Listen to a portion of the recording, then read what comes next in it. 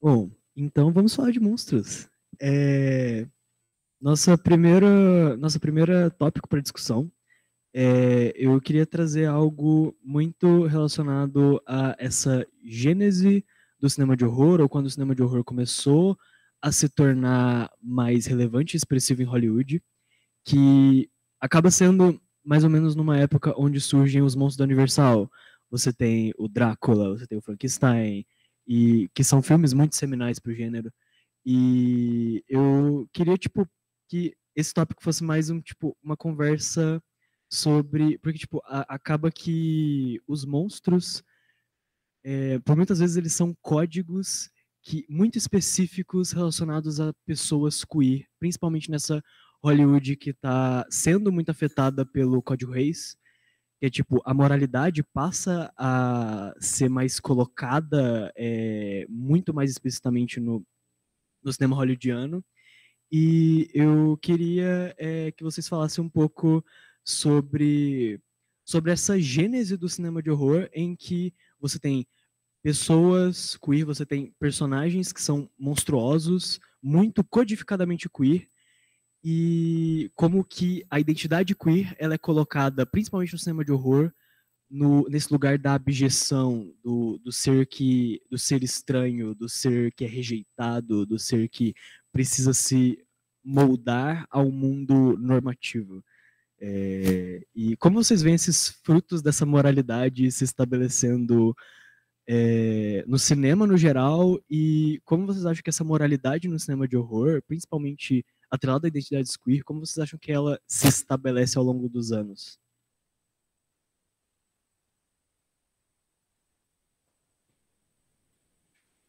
Eu acho interessante começar com uma pergunta falando sobre os monstros classe universal, que eu acho que é a primeira, imageticamente, as primeiras coisas que você pensa quando fala sobre sistema de terror. E o Código Reis é um assunto bastante interessante, porque ele foi meio que esse cinto de castidade que Hollywood colocou em si mesmo, né? Tipo, esse código de autovigilância. E eu só fui meio que entender mais o impacto dele quando eu comecei a ver filmes pré-Código Reis, perceber como eles eram muito ousados, né? Alguns têm temáticas usadas até hoje.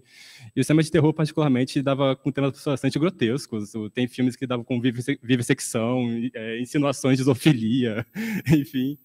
E é interessante você falar dessa ligação do queer com a figura do monstro, é o que vem desde antes do cinema, na literatura gótica, que vem vários autores eram pessoas de sexualidades dissidentes, e o gótico acabou servindo como sendo esse caminho para poder abordar esse lado sombrio, uma mistura do sombrio com o prazeroso, de certa forma, que é algo que o terror gira em torno até hoje. E acabou servindo também para poder colocar o outro, nessa figura do outro monstruoso, que mesmo quando não necessariamente ele foi pensado como sendo uma metáfora para uma pessoa queer, acaba existindo um espelhamento entre o espectador e esse personagem, né? Que é sempre essa figura que ele ameaça para figuras heterossexuais, brancas, cristãs, etc., que é algo que as pessoas se identificam com esse lugar, essa figura disruptiva do monstro. Alguns diretores eles eram pessoas que hoje em dia a gente sabe, né, que eram pessoas de sexualidade dissidente, né, o James Way ou o Murnau, que algumas pessoas consideram que os trabalhos deles se refletem de certa forma, alguns de forma bastante explícita. Já viu aquele The Old Dark House, que é o... eu não sei nem se é subtexto aquele filme, dá para considerar. E eu acho interessante como essa abjeção está na gênese do terror, isso é algo que nunca abandonou muito o gênero do terror, esse interesse, as pessoas vão ver filmes de terror porque elas querem ver essa figura meio abjeta, e o espectador queer desenvolve essa relação bastante única que várias vezes identifica justamente com o abjeto, né? Tipo, o prazer vem justamente de você estar vendo essa criatura, né? Tipo, estar vendo essa figura ameaçadora. O que, por só, já é uma relação bastante queer, você vai pensar, né? Tipo, você está sentindo prazer de algo que teoricamente você não deveria, da forma. Eu não sei se eu falei coisa com coisa, mas... entendeu? Não, é super isso que você falou. Eu queria acrescentar uma coisa muito pessoal minha, que eu comecei, meu estudo do terror, digamos assim, aconteceu de uma forma muito cronológica. Os primeiros filmes de terror que eu vi foram os filmes de monstro da Universal. E eu vi quando eu era muito pequeno. E eu acho que foi legal isso justamente porque eu achava esses filmes assustadores. Eu acho que hoje em dia, normalmente, as pessoas não vão falar um filme da Universal dos anos 30 vai me dar medo, mas eu geralmente me sentia um espectador dos anos 30 assistindo o filme. E eu estabeleci essa relação de uma conexão muito forte. Eu amava principalmente o Drácula e o Fantasma da Ópera, eram filmes que eu assistia milhões de vezes e eu não entendia direito.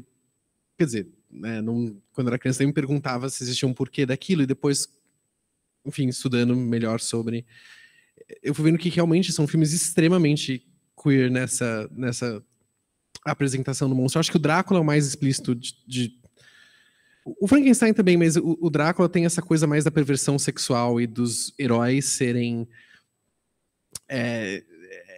não só seduzidos, como tipo, os heróis serem esse grupo de homens brancos heterossexuais que querem caçar o imigrante pervertido que está transformando as mulheres em taradas. E isso é muito queer. E o Bram Stoker, como todos sabemos, né, tinha um armário de vidro que ele estava nele. E, enfim, é muito fascinante. Eu acho que é algo que perdura. Eu acho que o cinema de terror é muito interessante.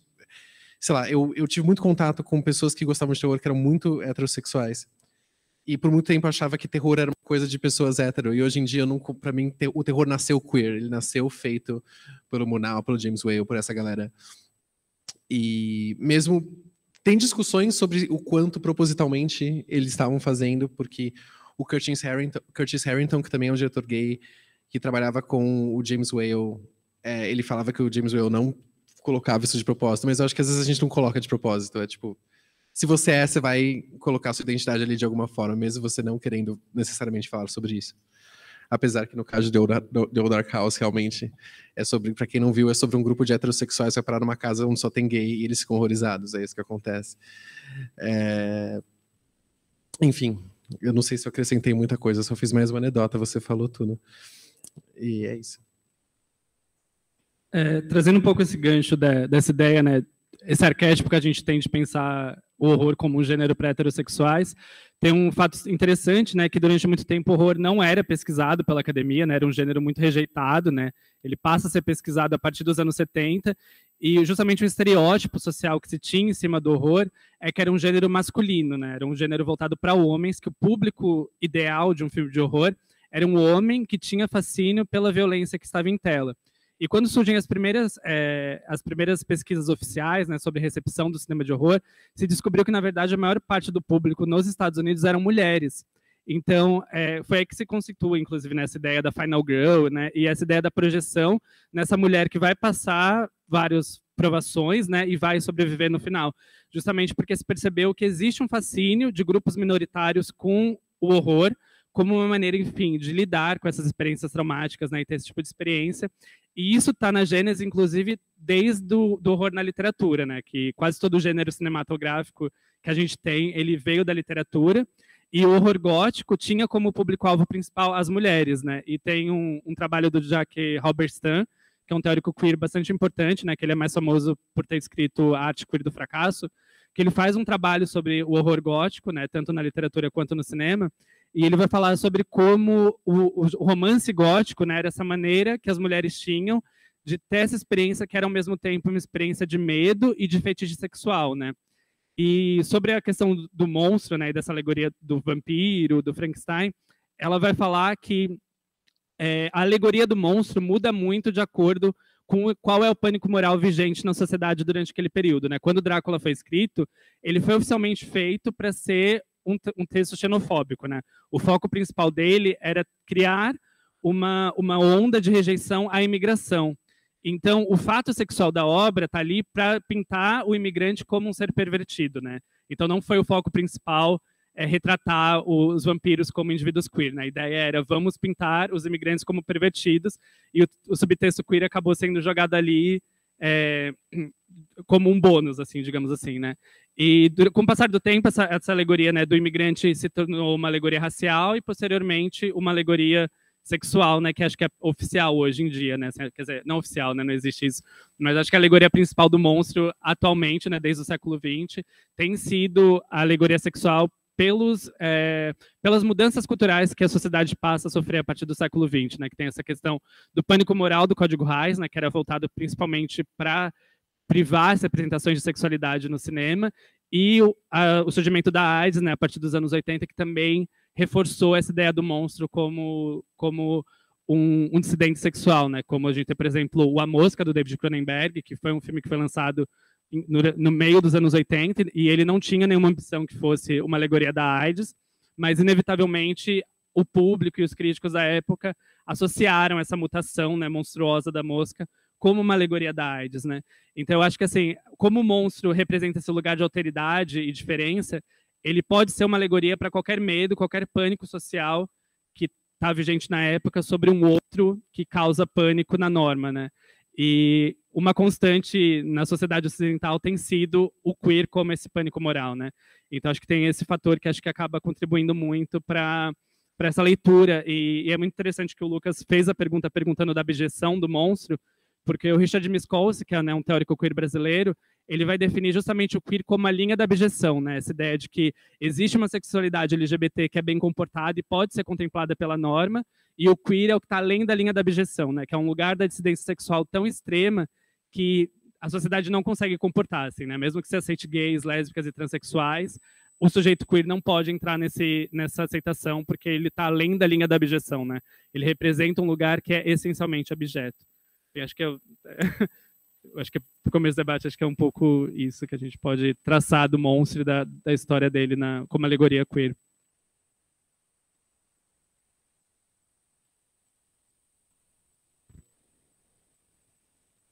Eu acho interessante o que o Henrique falou sobre a questão do Drácula ser essa representação meio pejorativizada do imigrante, porque eu sinto que, tipo, eu não sei, eu sinto como, vendo Família Addams, por exemplo, eu sinto que é o oposto disso, porque eles pegam muito do gótico, dessa codificação que é muito relacionada ao Drácula, muito relacionado ao, tipo, essas pessoas que são extremamente pálidas, que vivem nessa mansão super isolada das outras, e que são pessoas que, tipo, estão completamente nesse lugar estão completamente nesse lugar do contra, daquilo que vai contra o normativo, e tipo, e como que isso é meio que no Família Addams passa a ser uma via de empoderamento, de certa forma, empoderamento dessa objeção.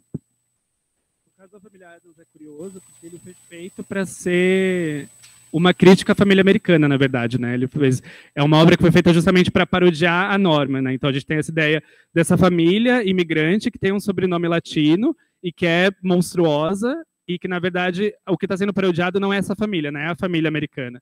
Tanto que, como a família Addams foi construída para ser a antítese perfeita da família americana, uma das características da família Addams é qual? O pai ama a mãe, né? Eles se amam muito. Eles demonstram esse amor o tempo todo, né? Um amor muito puro e muito singular, né? Justamente nessa ideia de que na família nuclear esse amor que eles compartilham um com o outro é inviável dentro da norma, né? E eles próprios passaram por uma mudança muito interessante ao longo dos anos. Você vê a série dos anos 60, era muito mais uma coisa de tipo, o estranho também é algo que é amigável, tipo, você não precisa ter medo dele. Quando você vê os filmes dos anos 90, era mais tipo um verdadeiro desprezo pela norma no geral, sabe? Tipo, a norma é considerada, eles têm nojo das pessoas, aspas, normais, eles têm um desprezo imenso por eles, que é algo que acompanha uns debates que é bastante interessante, essa mudança toda. A série da Wanda eu não vejo muito, na verdade, mas ela... É interessante ver tipo, como eles acompanharam essas, principalmente mudanças na sociedade americana, né? Tipo, os anos 60 era a época do macartismo, se não me engano, acho que tinha passado pouco tempo. Essa ideia de abrir os braços para o diferente, e a época dos anos 90 era mais, tipo, o diferente não precisa mais ser incorporado, sabe? Eles estão bem ali, eles não se importam disso.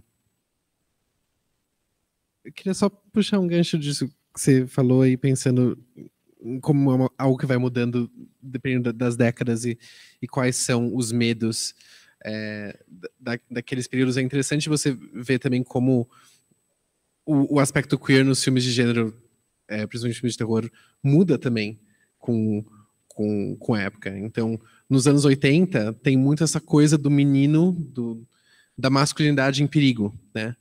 Você vai ver, voltando ao que você está falando da mosca, o medo da AIDS está ali. Então, todos os filmes são sobre meninos que podem ser corrompidos sexualmente, que a qualquer momento a masculinidade deles está em jogo. E são filmes que a gente vê hoje e acha muito divertido. Mas, na verdade, eles foram feitos meio com o espírito, não todos, mas alguns eram feitos com esse espírito de, tipo, cuidado com os gays. Mas, e eu acho que sempre teve um pouco disso, mas se você pega nos anos 70, que é logo antes, e tem os anos 70, os anos 80 tinha um monte de menino que estava sendo perseguido por figuras codificadas como homens gays, e nos anos 70 você tinha a figura lésbica muito presente. E apesar de ser algo que é muito colocado assim, em xeque se isso é bom ou não, porque eram filmes feitos por homens, etc., na maioria das vezes, é interessante pensar também que a figura da lésbica no filme de terror, ela era, eu acho, muito menos colocada como algo ruim do que a figura masculina pervertida é nos anos 80. Eu acho que tem uma coisa ali da revolução sexual, de ser muito interessado, o foco é muito mais nessas figuras femininas apresentadas como personagens de fato, é algo mais complexo. Principalmente nos filmes de vampiro. E aí, nos anos 80, não, o monstro é quase sempre algo mais literalmente monstruoso. Enfim, eu não sei porque eu viajei aqui pensando, e é isso, perdão. Eu quero complementar isso que você comentou. Essa questão das lésbicas vampiras é algo bastante interessante, porque durante muito tempo foi colocado como sendo esse campo do problemático, tipo, eles costumam seguir a forma de a personagem da vampira lésbica aparece, aspas, destrói o casal e no final ela é morta pelo homem para poder restaurar essa paz heterossexual. Mas é um gênero que está sendo bastante, faz um tempo já está sendo bastante redescoberto e abraçado pelos grupos lésbicos e bissexuais. Porque esses filmes, se vocês olharem, tipo, a fundo, é basicamente como as mulheres são infelizes no casamento, como elas se sentem mais felizes quando sendo, aspas, corrompidas. E ainda que exista colocações sobre, tipo, esses filmes são feitos por um público masculino, estão objetificando mulheres, em vários casos, às vezes, vejo teóricas falando que elas também sentem prazer vendo isso da forma. Tem uma acadêmica que ela tem um texto, é a Anne Rose, o nome dela. Ela tem um texto no qual ela fala sobre como ela faz uma leitura dos filmes de vampiras lésbicas como sendo um ritual BDSM, praticamente, uma relação de dominação, como se funciona esse ritual de sangue pode ser visto como sendo uma relação BDSM. Então, a gente ainda está sendo bastante revisitado e acho interessante, como, por exemplo, hoje em dia eu vejo na internet várias adolescentes comentando que elas queriam ver uma série sáfica sobre vampiras, etc. Tipo, está tendo essa busca de poder, tipo, se identificar com o monstro e abraçar eles, né? Eu acho que esse caso dos filmes de vampiras lésbicas são um bom exemplo para a gente pensar a diferença de recepção de uma recepção LGBT assimilacionista e uma recepção queer. Porque o que o movimento LGBT ali dos anos 70 e 80 que militava contra esses filmes pregavam é que eles iam passar uma má imagem do que é ser uma lésbica, né? Então a lógica era, existem esses filmes que estão sendo exibidos no mainstream e pintam as lésbicas como vilãs, e isso cria um imaginário de que as lésbicas devem ser combatidas e discriminadas, e isso aumenta o preconceito, né? Essa lógica de uma equação normativa que acontece na mente das pessoas, e por isso esses filmes não devem ser produzidos. Enquanto a espectadora lésbica queer, né, alinhada a uma ideologia queer, ela justamente sente prazer nessas representações, né? Uma lógica de tipo, pô, massa pra caralho que a lésbica tá destruindo esse casamento, assim, né? Justamente uma representação que eu acho, tipo assim, eu acho divertido, eu tiro um prazer em ver esse tipo de representação, né? E tem um trabalho da Barbara Mennel que ela vai fazer justamente esse resgate, né, desses filmes lésbicos, de vampiras lésbicas dos anos 70, por esse viés, justamente porque tem um motivo de ter tantos homens interessados em fazer filmes sobre vampiras lésbicas nos anos 70, que ela vai falar que é justamente o pânico que eles tinham do feminismo. O feminismo estava muito crescente, assim, estava numa onda crescente durante os anos 70, e os homens estavam se sentindo fragilizados com essa ascensão, né? Então existe uma lógica de vilanizar essas mulheres que querem seduzir outras mulheres, abandonarem seus casamentos e aderirem ao vampirismo, né, que seria o feminismo. E que ela fala que isso por si só, a própria motivação desses filmes terem feitos, já é o bastante para o público queer querer abraçar ele, né? E querer justamente valorizar esse tipo de representação, assim, né? Que é essa lógica de que é legal que o queer seja perigoso, né? Be gay do crime, assim, né? Essa lógica de reapropriação do negativo como algo que a gente acha favorável, assim, né? Algo que a gente se identifica e celebra. Mas é interessante que também nesses filmes por mais que eu acho que tem muitos casos que realmente tem essa, digamos assim, são filmes que nascem de uma fragilidade masculina, muitos deles pintam o personagem masculino do marido ou da figura masculina que está ali tentando reprimir a protagonista como uma figura ruim também. O Escravas do Desejo, Daughters of Darkness, é um filme que eu amo, que é justamente sobre uma mulher fugindo do relacionamento que ela tem com o marido abusivo, que inclusive, enfim, questões, mas enfim. Mas é interessante porque eu acho que traz uma mesmo às vezes contra a intenção, talvez, dos envolvidos, dos criativos, eu acho que ele acaba trazendo uma coisa muito mais positiva. São leituras muito complexas. Enquanto, voltando de novo à comparação com os anos 80, você pega A Hora do Pesadelo 2, o Fred Krueger é o vilão gay, e ele é um monstro. Tipo, ele não tem nada complexo sobre ele não tem nenhuma camada, ele é só monstruoso e perverso. Enquanto você pega esse filme, você pega a Lucarda, elas são pessoas, em primeiro lugar, antes de serem monstros. Eu acho isso muito bonito. Eu não sei, eu me emociono muito com o filme de vampira lésbica dos anos 70, a gente acha uma coisa muito bonita. Foi muito importante pra mim, com 14 anos, assistir Rosas de Sangue e falar, caralho, ela é igual eu. Enfim, e até que ponto a intenção do autor é importante também, sabe? Porque parece que esses filmes vão ficando mais relevantes e mais interessantes quando o tempo passa. E talvez para além do que a intenção original, que às vezes era talvez a intenção mais do produtor do que do diretor, de fazer, vamos fazer um filme com lésbica pervertida porque isso vende. Enfim, é isso. Sei lá, eu me enrolei.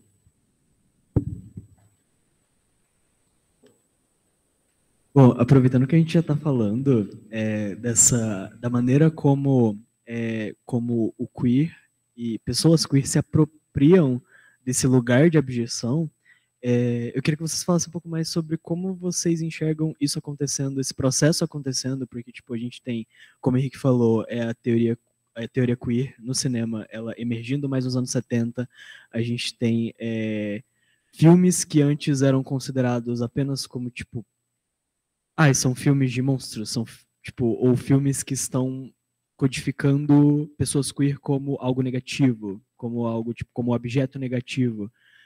E como que pessoas queer passam, tipo, a se apropriar dessa objeção, a se apropriar desse lugar do outro, daquele que é diferente.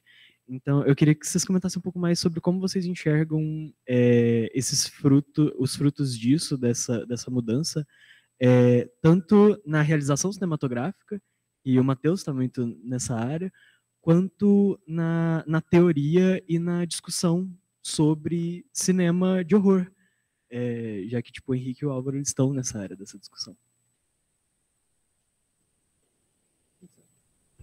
Bom, eu acho assim, eu sou, enquanto acadêmico, né, eu sou grande defensor isso para filme no geral, né, das teorias do Jacques Rancière sobre o espectador emancipado, né? Eu sou completamente alheio à intencionalidade do autor, assim, né? Eu acho que todo filme só ganha sentido a partir do momento que o espectador dá sentido para ele, né?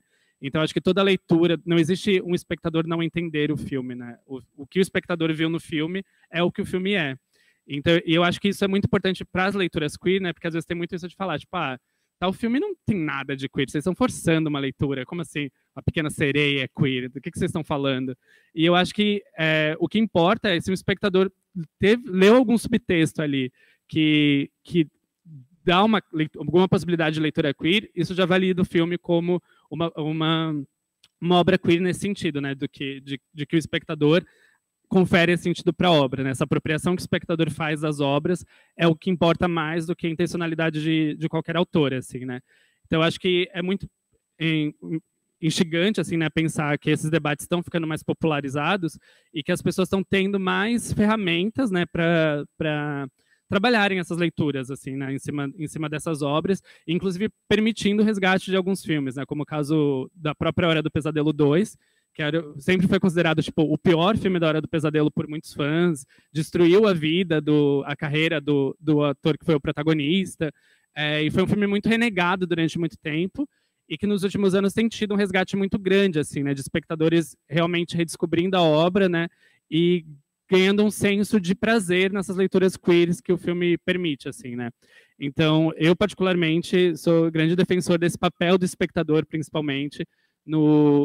Isso vale para qualquer coisa, na verdade, né? Eu estou aplicando teoria queer aqui porque é o meu campo de pesquisa e o tema da mesa, mas isso vale no geral, assim, né? Porque um dos temas que eu também abordava no meu mestrado era o que define um filme ser político ou não, né? Porque eu estava trabalhando com filmes como As Boas Maneiras ou Mate-me, por Favor, que são filmes que ninguém reconhece como um filme político, né? Inclusive, em festivais eles recebiam críticas negativas nesse sentido de não serem políticos o bastante para o momento que o Brasil está passando. E para mim eles eram muito politizados, né? Então, e não por acaso são 2 filmes de horror queer também, né? Então eu acho que essa questão de se eu, enquanto espectador, vendo Mate-me, por Favor, reconheço um texto queer e reconheço um texto político, ele se torna um filme político, porque enquanto espectador eu dei esse valor para ele, né? Então eu acho que sempre o espectador é o ponto mais importante, né, nessa equação da leitura do filme. Uma coisa que eu acho muito interessante na relação do espectador queer com o cinema é que geralmente se fala muito sobre a relação com os monstros do ponto de vista a figura do monstro é figura isolada, solitária, se a gente vai com a solidão, com a melancolia dele. Mas, para além disso, vários desses filmes também existe esse apego, justamente por ter uma sensibilidade muito camp em alguns deles. Principalmente esses filmes dos anos 50, também porque teve aquela leva de filmes tipo Eu Era um Frankenstein adolescente, Eu Era um Lobisomem adolescente, que eram filmes que era toda uma paranoia de delinquência juvenil, a ideia de que pessoas mais velhas, codificadas como sendo pessoas gays, estavam corrompendo a juventude. Mas esses filmes acabaram ganhando um certo... foram abraçados com comunidade somente pelo valor camp deles, de certa forma. As figuras dos monstros, por exemplo, já foram incorporadas em trabalhos do Jack Smith, por exemplo, a figura dos vampiros, a figura dos monstros. Existe reconhecimento não só pela vida melancólica, mas também por uma via meio brincalhona em alguns casos, de você aprender a rir disso. Uma sensibilidade que é uma sensibilidade que eu considero muito queer, né? Para identificar o camp e tudo mais. E para a gente também tem esse desejo, né, muito grande de... Sem falar muito sobre desejo de representatividade, né? E uma coisa que é muito comum, tipo, que não é que não... podemos dizer que não houve uma representatividade muito explícita durante muito tempo, mas existe a sensibilidade nesse momento. Existiram pessoas queer trabalhando. Quando se fala de vilões queer, costuma vir, por exemplo, a figura dos vilões do Hitchcock, por exemplo, do Rebecca, do Pacto Sinistro, qual é aquele da festa? Festim Diabólico. Que além de terem sido ressignificados pela ideia de que hoje em dia as pessoas querem ver filmes de gays pilantras, empinando moto, gay do crime, etc., são filmes que têm uma gênese muito queer também. Tipo, o Pacto Sinistro é inspirado no livro de uma autora lésbica, os atores, alguns deles eram pessoas da LGBT, o Rebecca, a autora bissexual. Então, tipo, tem uma veia ali que dá uma sensibilidade que identifica muito com o espectador. E eu acho interessante, por exemplo, projetos de autores contemporâneos revisitando esse passado, tipo, escavando essas referências e reconstruindo versões novas disso. Todd Haynes, por exemplo, é um diretor que trabalha muito com isso. Não só no terror, né? Tipo, trabalhando com visão do melodrama, etc. Que é uma relação que eu acho muito bonita que os espectadores costumam ter com esse tipo com essa relação, com a codificação, com a abjeção, etc. É interessante, pegando isso que o Álvaro estava falando de tentar resgatar, né, esse aspecto Campbell, tentar resgatar esses gêneros que são meio queer-coded, mesmo que não intencionalmente, é algo que, sei lá, eu tento fazer um pouco isso também. Não estou me comparando com Todd Haynes, eu sou só uma camponesa, mas, por exemplo, eu falei agora um pouco brincando que Rosas de Sangue mudou minha vida, mas mudou mesmo. Eu fiz esse filme adolescente. Para quem não sabe, é uma adaptação de Carmilla, que é o grande livro das vampiras lésbicas, e eu me identificava muito com ela, porque ela estava lá, ela estava sofrendo por um amor que não era correspondido, e eu também estava, e eu me sentia feio, que nem ela, e ela é muito bonita, mas, enfim, ela tem problemas de autoimagem, é foda. E é algo que me marcou muito, e foi muito importante nesse processo de eu me entender, eu me olhava para esses filmes, eu lembro, talvez por eu ser muito reprimido, eu fui criado católico e essas coisas. Mas eu tinha muita dificuldade de adolescente ver filme gay com personagens gays e me identificar. E aí eu ia atrás desses filmes de terror e eu me identificava muito com essas personagens. E eu tentei resgatar isso de certa forma, principalmente com o Bosque de Sonâmbulos, que foi meu filme de TCC na faculdade. Que o que eu quis fazer foi justamente pegar essa ideia do filme de vampira lésbica dos anos 60, 70 e reverter para ser um filme de dois vampiros gays, ou no caso, se é mesmo essa mesma... Não, enrolei. Esse mesmo estilo de narrativa, mas com um menino sendo seduzido por um vampiro e eles tendo uma relação. E é um filme que é muito moldado nesse estilo, nessa estética dos filmes sendo produzidos nessa época. Isso, pra mim, foi muito importante, muito pessoal pra mim, de verdade, de resgatar aquilo, esse filme que eu me identificava e tentar reinterpretar por algo que era meu, de fato. E pegar um filme que foi... Filmes feitos, a maioria deles feitos por homens héteros e, enfim, trazer por uma visão que é realmente queer. E tentei fazer isso um pouco com o Verão Fantasma, que é meu último filme, mas esse é outra coisa, ele é mais voltado pro terror dos anos 80. Essa coisa mais Hora do Pesadelo, Sexta-feira 13. Abraçar o aspecto queer deles mesmo, não só na história, mas na estética, que eu acho que o Álvaro tava falando, porque são filmes que tem discussões muito interessantes, por exemplo, do filme Sleepaway Camp, que é um filme que eu não vou dar spoilers para quem não assistiu, mas ele tem questões transfóbicas, mas ao mesmo tempo muitas pessoas trans gostam muito desse filme, falando justamente que é um filme que ele abraça a estética queer de uma forma, querendo ou não, que parece que ele não está fazendo uma propaganda transfóbica, ele dá meio que um 360 e está fazendo o contrário. É realmente muito interessante isso de tipo, você matar o autor, matar as intenções e reavaliar esses filmes por outro prisma. Eu acho que isso diz muito, isso é muito rico e acho que vale a pena, principalmente eu vejo que tem uma geração mais nova que está interessada, uma geração mais nova LGBT que está interessada em cinema queer, mas que parece que tem medo de ir atrás das referências mais antigas, justamente por já assumir que são filmes LGBT-fóbicos e problemáticos. E primeiro que isso, você está matando uma geração de diretores que cresceram em ambientes muito mais reprimidos que a gente e que também tinham vontade de contar essas histórias, porque isso também era algo que soava com elas. Sabe, eu acho isso, enfim, algo que eu sempre me pego pensando. Tem gente que fala que o Jess Franco era bissexual, e eu concordo plenamente com esse... dizem que ele ali na Romei fazia um swing lá com os... bacana, bem legal. Quem viu os filmes dele já sabe. Então é interessante pensar nisso também, eu acho que o passado tem muito a dizer pra gente, e muito a dizer sobre a gente. E esses filmes são tesouros que eu geralmente acho que estão enriquecendo, que estão melhorando com o tempo. Eles trazem mais coisas pra gente hoje, talvez, do que na época. Você pega o Cruising, do William Friedkin, por exemplo, também, que é um filme que foi completamente massacrado pela comunidade gay nos anos 80, por ser um filme sobre um serial killer que está matando gays em Nova York. O Al Pacino tá lá, o Al Pacino é amarrado, provavelmente fez... O Al Pacino assiste uma cena de fisting, é ótimo esse filme, vejam. Justamente por isso.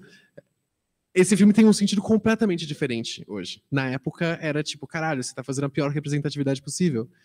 Só que hoje, primeiro que é um filme, uma máquina do tempo, ele é um registro quase documental de uma era, é lindo de ver. E traz questões muito interessantes. Enfim, é isso. Só fazer um adendo, né, sobre essa questão que você levantou. Eu sinto que audiências LGBTs mais jovens, né, que cresceram nesse contexto pós-Queer as Folk, né, com série LGBT na Netflix, né, acaba tendo, às vezes, uma noção de identificação com o cinema que é muito literal, né, essa ideia de que você precisa ver um casal gay na tela para necessariamente se identificar. E óbvio que é super importante que todas as histórias, todas as identidades sejam representadas. Mas existe uma questão do espectador do cinema e de qualquer arte, na verdade, que a gente se identifica, às vezes, com coisas que não são universos nossos, né? Por exemplo, eu nunca fui uma mãe de 40 anos nos Estados Unidos dos anos 50, mas quando eu vejo um filme do Douglas Sirk, me toca num lugar que é muito íntimo, e que é uma identificação que poucos filmes gays vão me dar aquele nível de identificação, né?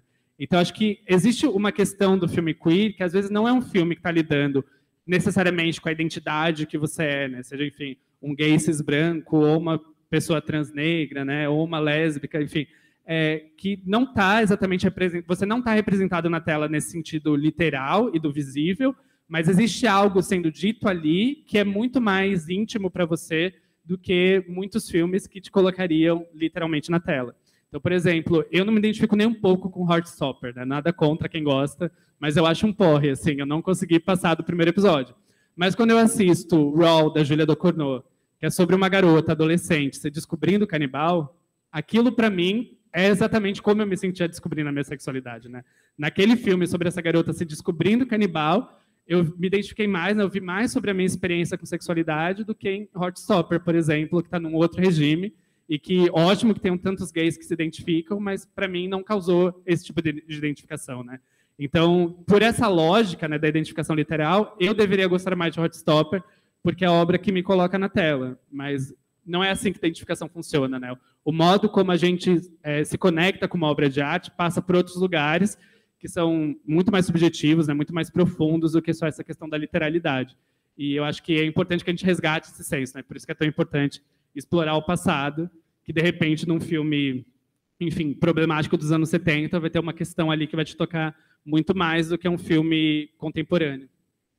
Um caso que eu acho muito interessante é de um texto que foi um discurso que foi declamado num evento de psicologia, que era de uma mulher trans falando como ela se identificava com o monstro do Frankenstein, porque, tipo, tal como o monstro, o corpo dela foi construído na meio de cirurgia e tudo mais. E tem um outro crítico, que é um homem trans, que ele tem um perfil no Instagram, que é o Queer for Fear, se não me engano, que ele fala como ele é muito fã de Evil Dead, e fala como se identificava muito com a figura dos possuídos, essa questão de ser um corpo que você não consegue controlar, que geralmente os personagens têm que ficar meio que constantemente alterando o próprio corpo, se mutilando, etc. Que foi uma relação que, ainda que não seja politicamente correta ou uma uma representatividade positiva, foi algo que ele sempre se identificou muito, por exemplo. E acho muito interessante ver como essas relações são complexas, né? Tipo, no geral, as relações que os espectadores têm. Eu, por exemplo, acho que todas as pessoas que eu conheço são muito fãs de Silêncio Inocentes, por exemplo, sabe? Que é um filme que, por tabela, não deveria ser considerado positivo nesse sentido. Mas relações muito complexas, é por isso que eu tenho essas dificuldades com discursos muito rasos, que surgem por aí, tipo, só querendo dividir as coisas entre problemática ou não, sabe? Acho que existe uma área cinza bem complexa na relação dos espectadores e o filme, no final das contas. Ai, desculpa, eu só queria acrescentar uma coisinha, não tô falando demais. Eu acho que muitas pessoas LGBT têm uma relação com a descoberta sexual que é meio violenta. Eu não digo num sentido negativo, mas é muito intenso, é muito físico. Óbvio que o sexo é físico, mas é tipo, é uma coisa que você sente de uma forma meio brutal pela forma que você é enxergado, e principalmente pensando pessoas que são criadas em ambientes mais repressores, isso acaba sendo meio violento e acaba sendo meio... Existe um elemento ali de você se odiar e você ter medo de si mesmo, que eu acho que o terror é uma catarse muito grande nesse sentido. Então, essa pessoa que você falou que teve essa identificação com o Evil Dead, claro que ela teve. Porque é uma ilustração muito gráfica e muito catártica, e essa explosão de fluidos é algo muito sexual, né? E o Evil Dead principalmente, porque aí começa, o sangue vai mudando de cor, uma hora fica branco, que situação.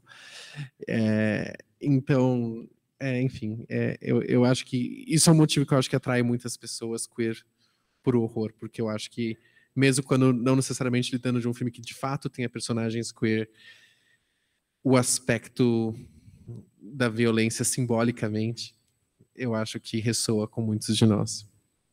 Isso.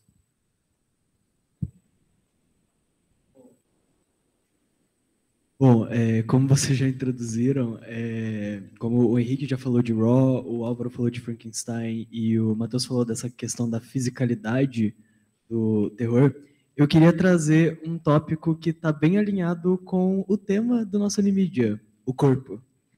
E eu queria introduzir esse tópico sobre body horror. Que o body horror, para quem não sabe, é um subgênero do cinema de horror que está muito focado nas distorções do corpo. Ele focaliza muito o corpo e não só tipo uma visão aproximada do corpo, mas tipo essas distorções, a maneira com a qual o corpo pode mudar e pode sangrar, pode se estraçalhar, tipo, foca nessas distorções do corpo. E eu queria perguntar para vocês, tipo, sobre, principalmente relacionado a experiências queer, que essencialmente na nossa, tipo, na descoberta enquanto pessoas queer, enquanto pessoas dissidentes desse normal pré-estabelecido, a gente tende a ter essa relação, como o Matheus disse, muito física com relação a, tipo, a nossa descoberta sexual e a nossa maneira como a gente enxerga a nossa identidade de gênero. E eu queria perguntar para vocês como vocês consideram que o body horror, qual que é o papel do body horror nessa relação de, tipo, você se aproxima do corpo e você passa a ter uma outra percepção do corpo em tela. Bom, eu queria aproveitar essa pergunta para registrar uma indignação pessoal, que eu comprei uma camiseta na internet para vir aqui hoje, que era uma camiseta do Shivers, do David Cronenberg, que não chegou a tempo, porque justamente eu queria deixar registrado assim, né, essa propaganda visual do Shivers, que eu acho que é o melhor filme de horror queer que existe, assim. E o David Cronenberg, eu acho que ele é o diretor mais queer que existe, mesmo ele sendo um homem cis heterossexual, até onde a gente sabe. Eu sinto uma bissexual vibe muito forte vindo dele, mas nunca foi oficializado. E eu acho que o body horror é essencialmente queer, né? Porque, como o Álvaro citou, né, essa identificação com Evil Dead, da falta de controle do corpo, né? Os sintomas de quando a gente está apaixonado são muito perto dos sintomas de estar doente, né? Garganta seca, febril, a cabeça não funciona direito, você tem vontade, tremores, né? Vontades que você não consegue controlar. E no caso da experiência queer, isso é ainda pior, ainda mais intensificado, né? Porque a necessidade de controlar o seu corpo nesse momento de descontrole corporal é muito pior, é muito mais visceral, assim, né? Porque um heterossexual pode demonstrar que está apaixonado por outra pessoa, mas a pessoa queer tem que esconder esse desejo, né? Então você está tendo esses sentimentos corporais muito próximos ao estar doente e você tem que tentar esconder do resto da sociedade, que é basicamente a síntese, né, de todo o body horror, né? Essa pessoa que começa a notar mudanças no corpo dela e que ela sente medo de que essas mudanças são, né? Ela sente que está se transformando num monstro e que ninguém pode saber disso, né? Que ela tem que resolver esse problema sozinho, porque não é algo que ela pode compartilhar com outras pessoas, né? E a Teresa de Lauretis, que é uma teórica queer, ela vai justamente defender essa ideia da obra do David Cronenberg como uma obra essencialmente queer, porque ela fala que todo filme do David Cronenberg está falando sobre sexo além do sexo, né? Ou seja, essa ideia do quanto o sexo impacta todos os outros setores da nossa vida, que não é a prática sexual propriamente dita, né? E no Shivers, que é o filme que eu queria que estivesse estampando minha camiseta agora, tem uma fala que eu acho muito bonita, assim, né? Porque o filme é sobre um hotel onde tem um vírus que está se espalhando, né? E o vírus, enfim, faz as pessoas se comportarem de uma maneira muito sexual. E a gente vê esse vírus se espalhando pelo hotel até as coisas saírem do controle. E num determinado momento, uma personagem diz que a doença é um vírus que se apaixonou por um corpo estranho, né? Então, a ideia de que a doença é o vírus apaixonado pelo corpo humano, né? Ele está tão apaixonado pelo corpo humano que ele quer possuir, consumir, ser parte desse corpo, né? E isso causa doença. E eu acho isso muito bonito e muito queer, assim, né? Essencialmente, né? Essa ideia desse amor que é potencialmente destrutivo, assim, né?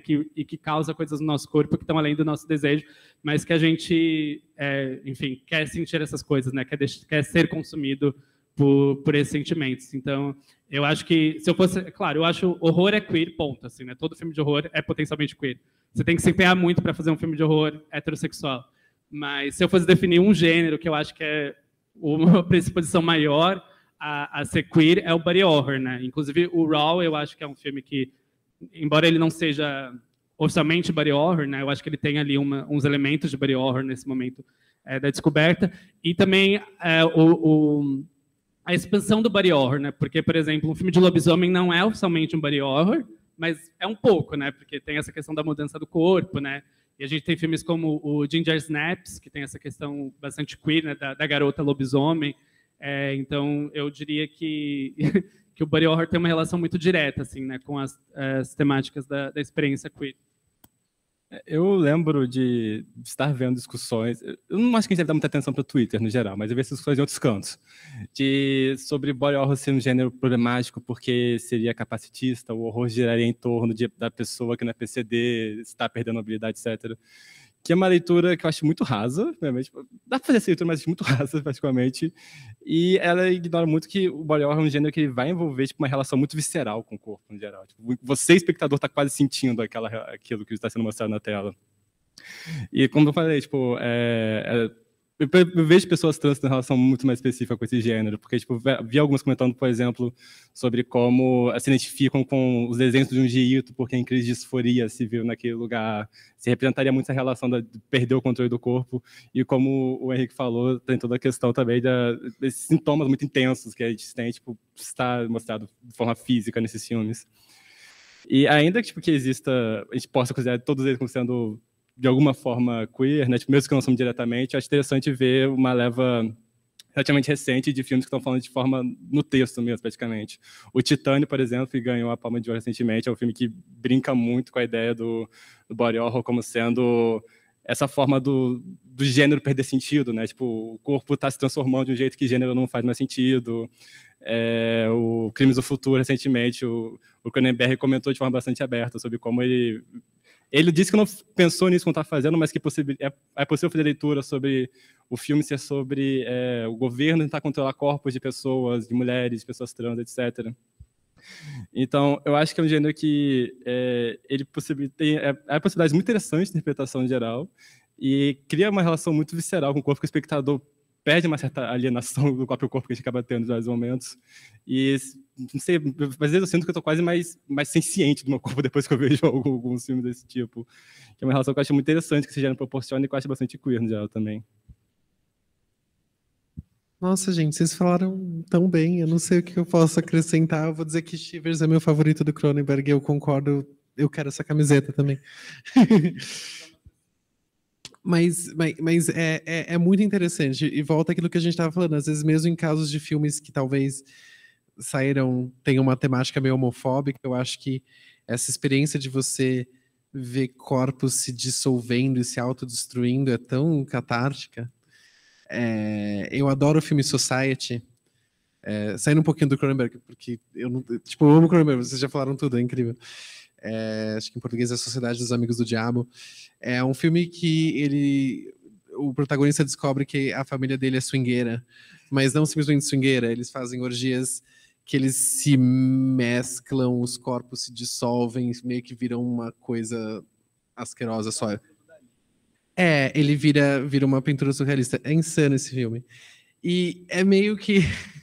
talvez seja um filme meio homofóbico, mas é tão fascinante e é tão bom você ver essa figura masculina com medo das mudanças do corpo. Eu acho isso uma coisa fascinante dos anos 80. Porque é isso, ele vê no outro, ou às vezes você tem o protagonista masculino realmente tendo essa experiência. Tem um filme que chama... Gente, tô falando os nomes em inglês aqui. São filmes que você acha no Torrent, você não sabe se lançou no Brasil. The Beast Within, que é um menino que ele se transforma meio que num inseto gigante que cresce dentro dele. É uma coisa muito asquerosa. Isso é lindo. Isso é muito a experiência queer. A minha pré-adolescência foi assim. Eu era uma barata crescendo dentro de um corpo de um menino. E é sobre isso. E é isso.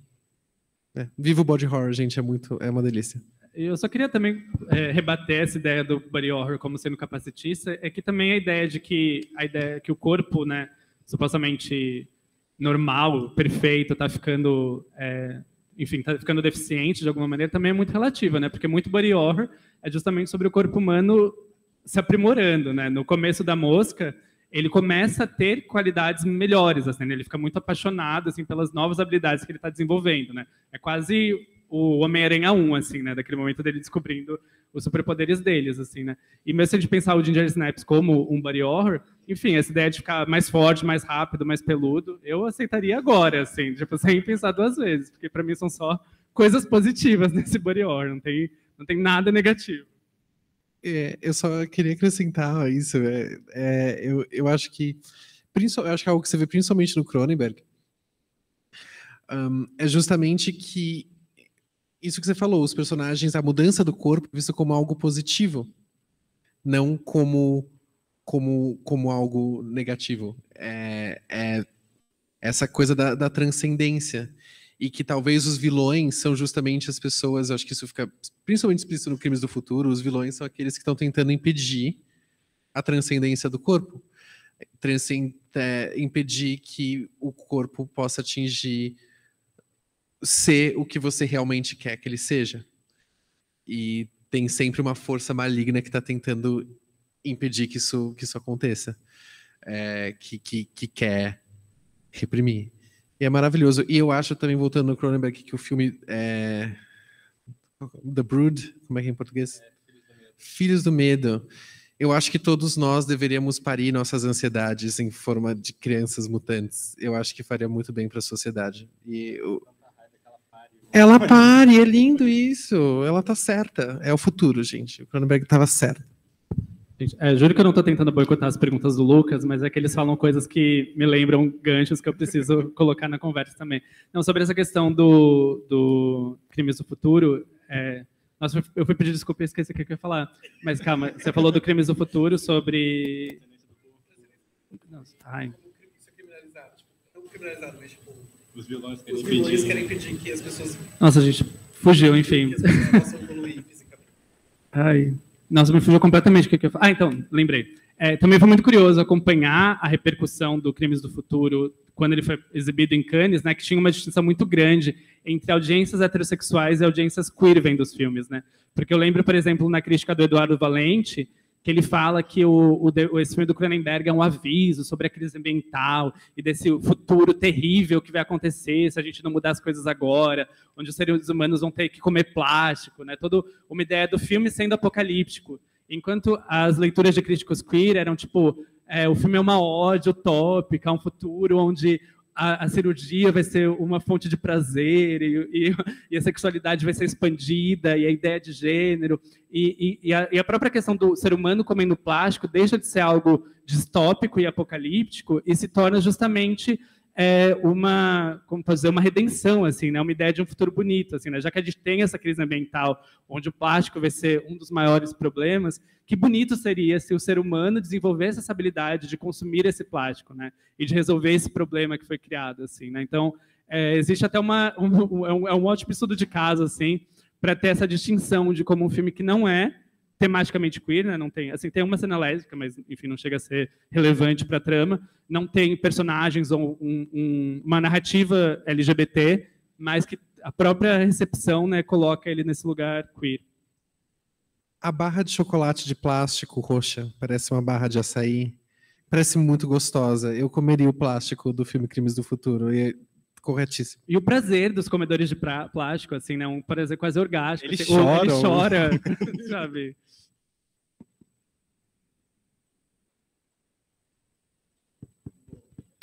Eu só queria comentar sobre, ainda seguindo nessa coisa do body horror, que, tipo, um dos primeiros filmes body horror que eu vi que leva muito pra essa temática é o Titane, da Julia Ducournau. Eu lembro que eu tinha visto Raw num dia, aí eu fui ver Titane no outro, porque tava tendo uma mostra de filme francês em BH, que é a minha cidade natal. E eu fiquei, não, esse filme vai passar uma vez, eu preciso ver essa uma vez. E, nossa, foi um filme que ele me atravessou de um jeito, porque é um filme que tipo, é uma mulher que, tipo, ela acaba ficando grávida de um carro. Tipo, ela tem sexo com um carro, ela fica grávida de um carro e tipo, ela precisa fugir da polícia, então ela acaba assumindo uma identidade masculina.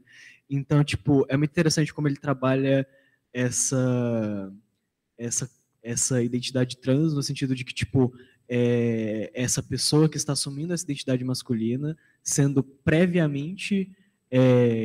tendo assumido previamente uma identidade feminina, e o corpo que grita o tempo todo, porque ela está experienciando essas distorções corporais o tempo todo de estar grávida de um carro, de um mutante de carro com humano. Então, tipo, é incrível como que isso é expresso não só no Titane, mas tipo em muitos outros filmes de body horror, que é tipo o corpo grita e a pessoa que está habitando aquele corpo tenta reprimir, mas quanto mais ela tenta reprimir, mais esse grito se torna cada vez maior. E é muito interessante, assim. E é um filme que, se para ver, tipo, a sinopse dele, a diretora meio que se apropria dessa narrativa que é problemática da pessoa que tá fingindo ser do gênero que não é. Tipo, tem essa ideia da pessoa trans enganadora, né? Tipo, o plot twist no final é que fulano de tal, várias aspas, era um homem e tudo mais. E ela se apropria disso, eu falo que eu acho muito interessante, porque a personagem, a princípio, está fingindo ser um homem, mas a pouco ela vai perdendo o sentido dessa ideia de identidade de gênero, faz contas, sabe? É isso que eu vejo a grande beleza do filme, tipo, o body horror vai meio que dissolvendo essa ideia de homem e mulher, sabe? Eu acho que é um filme mais interessante que saiu de coisa nos últimos tempos, eu diria.